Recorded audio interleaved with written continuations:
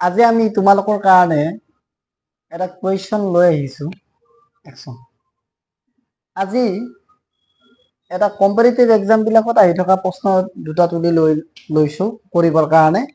চোৱা 0 1 দুটা এনেকে যদি বাঢ়ি বাঢ়ি যাই থাকে 1 বিলাক, তেতিয়াহ'লে তাৰ এনসাৰ কি হ'ব চাই ল'বাচোন। এবাৰ মোক কৈ যাও, একেবাৰে সহজ হা। তোমালোকে কিমান পাইছা? ইয়াত এটা, ইয়াত দুটা, ইয়াত তিনিটা, ইয়াত চাৰিটা, ইয়াত পাঁচটা, হয়নে? পাঁচটা পাইছা নে? পাঁচটা আগতে না, ইয়াত কিমান আছে? 4 3 2 1, এইটো ইয়াৰ এনসাৰ হ'ব। একদম ইজি। পাঁচটা আছে, 5 দশমিক দিবা দে। ক'ত 4 আছে, 4 দিয়া, 3 2 1 দিয়া। ঠিক আছে ইয়ালৈকে। এতিয়া ধৰি লোৱা এইটোতো কৰিব পাৰিলা, তুমি এনেকে থাকিলে কেনেকে কৰিবা? তাৰ কাৰণে এটা নিয়ম আছে, চাই লোৱা। ইয়াত কাউণ্ট কৰা আগে, 1 2 3 4 5, কেইটা আছে? পাঁচটা আছে। কেইটা আছে?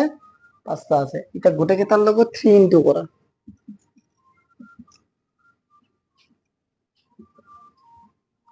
ওকে, 3 ইনটু কৰিলে কি হ'ব চোৱা।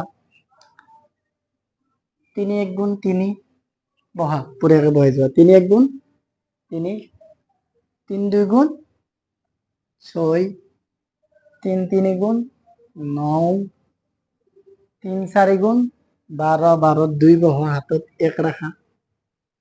5 3 গুণ 15, 15 কে কি হব? 16। এটা তুমি এটার পিছত দশমিক বহাই দিয়া, এইটো এনসার হব ইয়ার। কি কৰিছো চোৱা, প্ৰথমতে কাউন্ট কৰা কিমানটা দিয়ে। যিমানটা দিয়ে তোমাক বেলেগো কৰিব পাৰা এনেকুৱা। আৰু এনেকুৱা এইটো 3 বুলি নহয়, তুমি বেলেগ নাম্বাৰো ল'ব পাৰা। 1 2 3 4 5 কাউন্ট কৰা, কৰি কৰি গোটেই কেইটাৰ লগত ইনটু কৰি যাবা। 3 ইনটু কৰা, যদি 5 থাকে 5 ইনটু কৰিবা। তো 3 1 গুণ 3, 3 2 গুণ 6, 3 3 গুণ 9, 3 4 গুণ 12 2 হাতে 1 15, 16 হল। একে 16। তো এটার পিছত দশমিক দিয়া, এইটো ইয়াৰ এনসাৰ হ'ব। তো এনেকে তোমালোকে এই কুৱেশ্যন বিলাক সলভ কৰিব পাৰিবা। ঠিক আছে, ধন্যবাদ।